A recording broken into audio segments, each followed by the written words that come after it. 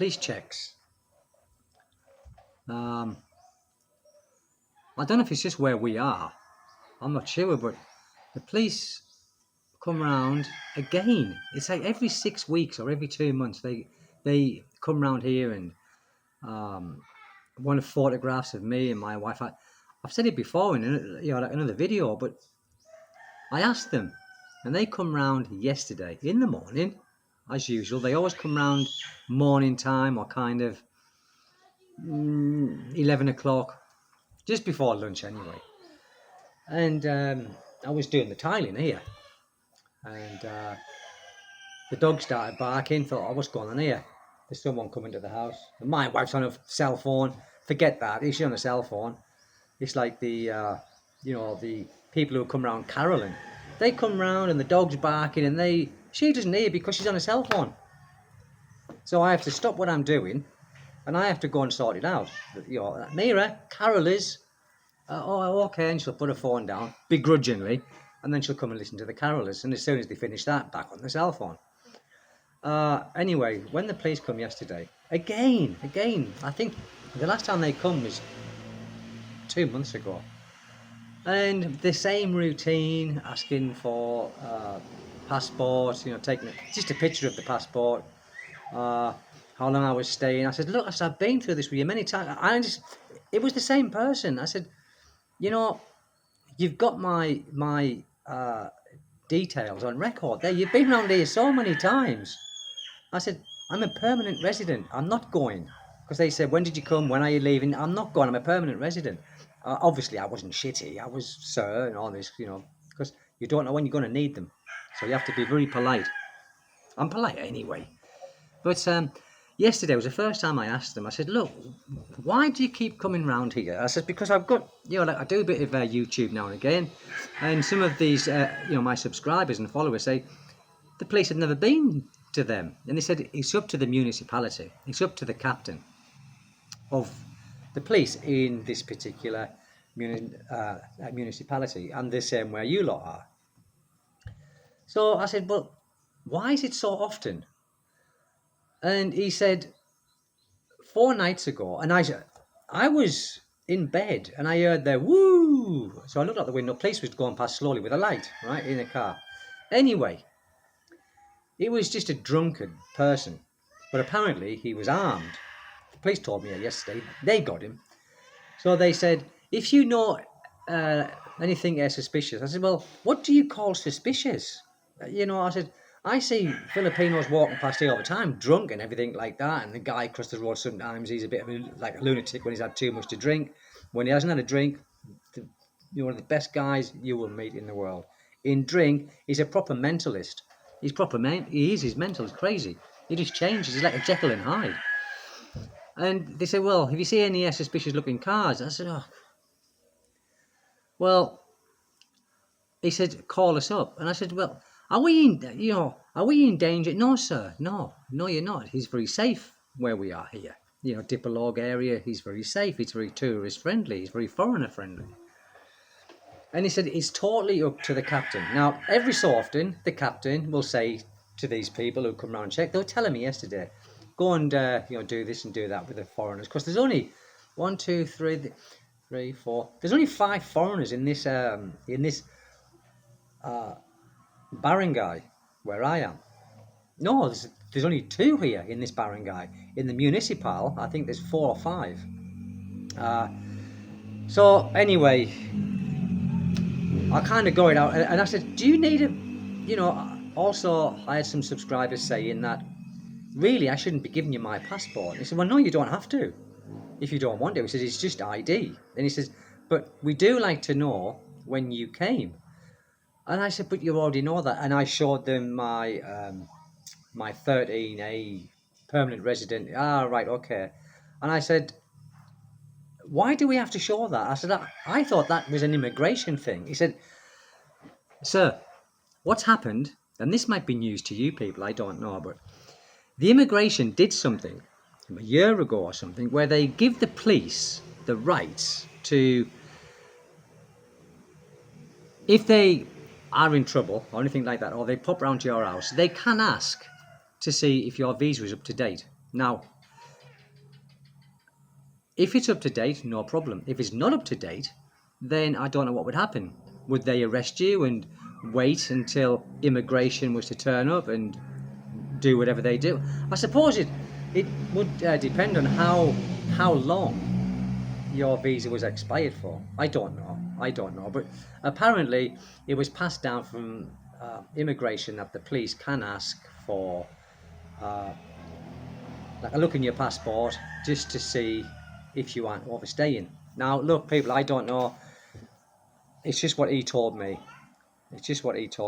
You guys would probably know a lot more about it than I do. But anyway, he come round. He's only here for 5 minutes. He saw my neighbour next door, David, and he did the same with him. Took a photograph of me and my wife, which I don't like that.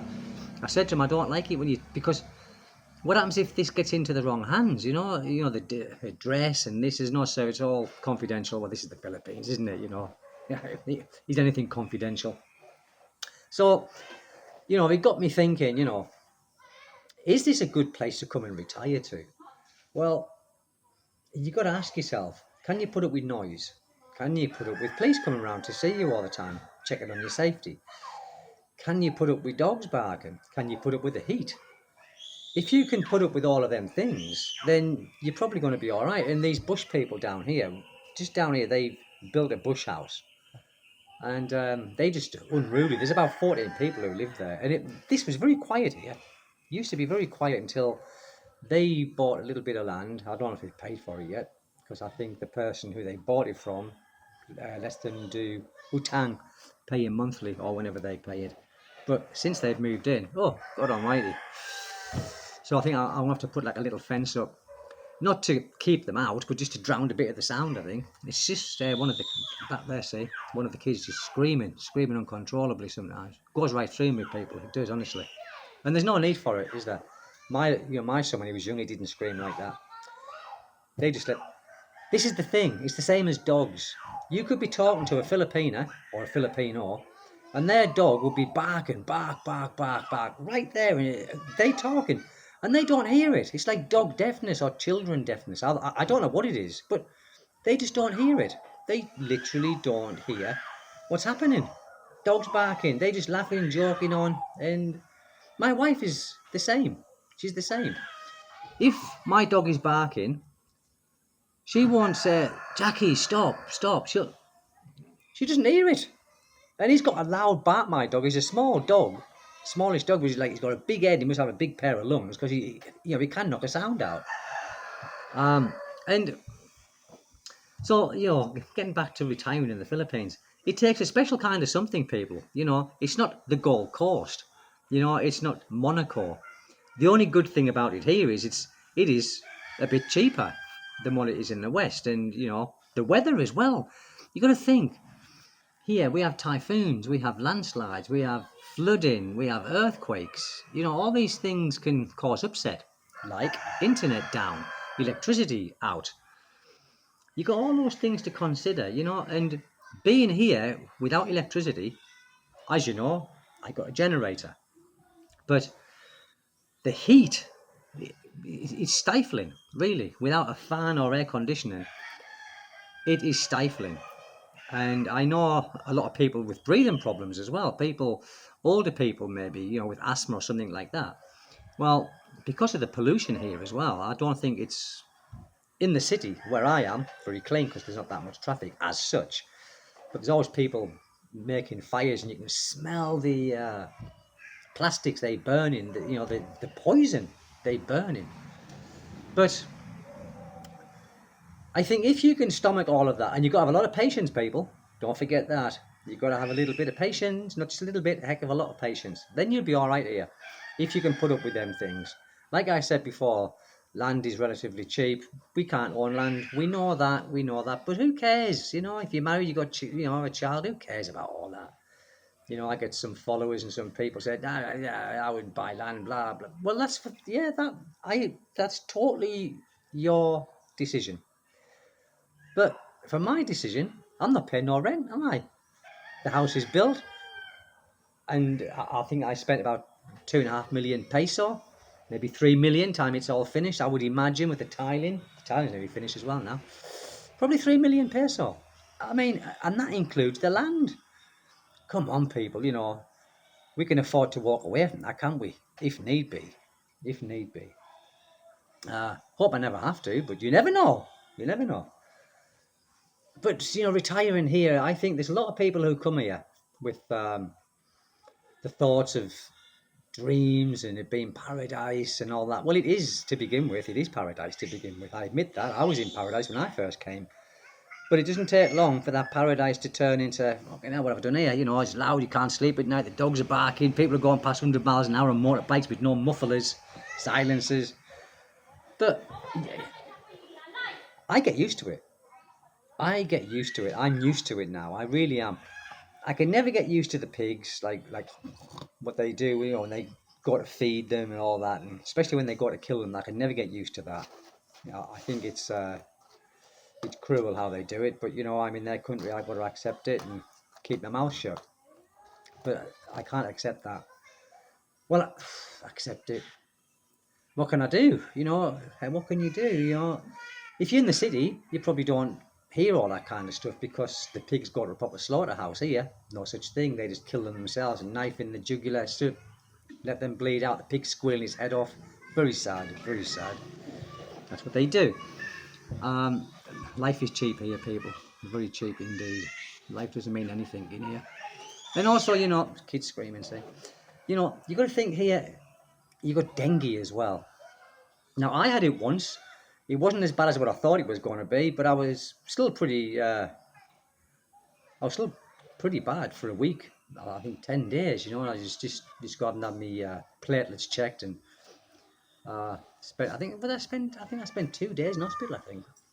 Or 2 days, 1 night. I can't remember. 3 days, 2 nights. I can't remember. But yeah, I got dengue, and I thought to myself I thought I was going to die, because people say you get dengue, you're going to die. That's what some people think. Well, it can be fatal, but the percentage of you getting over it is high.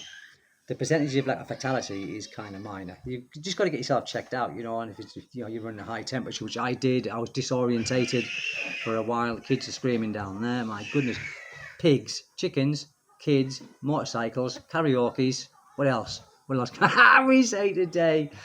Oh dear me, it's mental. Mental. It was nice and peaceful here, people. It was really nice and peaceful. Ah. Silence is broken. My silence has broken now. But, Philippines is what it is, people. It is what it is. It is what it is. I'm sure there are many better countries to retire in, but I think it's what you get used to as well, isn't it? I wouldn't want to live anywhere else. I want to change a few things. I would like to change a few things, which is an impossibility, of course, but, I like change the noisy child down there that screams 18 hours a day. I'd like to change that. I'd like to put a potato in the exhaust of some of the motorcycles coming past, and I would like to say to the people, take your pig to the slaughterhouse, do it properly. I can never do any of them things, can I? Never do any of them things. But I do like it here, really. From all of the challenges that I do face, and many foreigners face them, I do still like it. The good outweighs the bad. Good outweighs the bad, for me anyway. But hey, I'm just living in this place where some other foreigners live. You people, perhaps, you might live in a very quiet place, where it is peaceful and it's lovely. But here, it's kind of, I live with the bush people. I do. There's bush people everywhere. But these bush people up here who lived here forever, they are considerate, in fact, they work in, I don't think these work down here.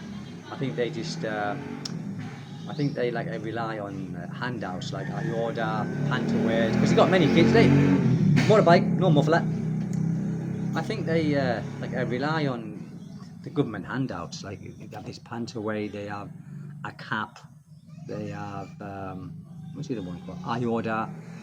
Every 2 or 3 months they get a little handout, and you can tell when they get it because they straight away drinking, gambling. It's supposed to go for the kids. It's mostly for the kids, but they don't. They don't. But people, that being said, that being said today, if you want to come to the Philippines, you try it. Try it. You know, I'm not going to say it's the best. It's the best place in the world. What people find the best place in the world? Many people will think, Jesus Christ, a shithole. Not going there. There's a shithole. But here is, it suits me. It suits me. And of course, I've got a family now, haven't I? You know, I've got a family here now. And I wouldn't want to change things here, just them down there a little bit. But that is that. Oh, look, this is good stuff, people. If you're in the Philippines, this is for the mosquitoes. It works well. And this is called Off Overtime. It's very strong, actually. It burns you. You put it on your skin, you can, not burn, but you feel a bit of heat. Bit of heat with the ordinary one, with the one for the family. It's called a family. You don't feel heat off that one, but this, look, nothing comes near you. Even your wife won't come near you when you got this stuff on you. Good stuff. I do highly recommend that. It does keep the mosquitoes off. I tried all of this stuff. This kind of like, what is it? What is it? I don't know what it's called, but these burning sticks, these incense sticks. Yeah, it didn't fucking stop them biting me.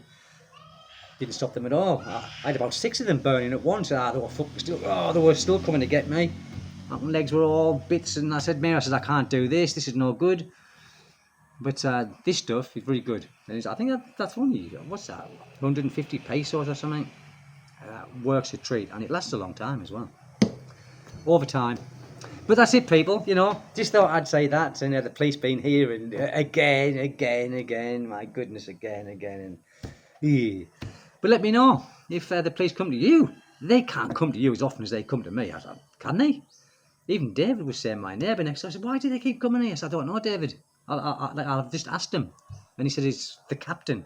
But yeah, the captain must be paranoid. He must be paranoid. People, listen, thank you for always dropping by and listening to me go on. Have a lovely day, wherever you are. Take good care. See you next time. Bye-bye, people.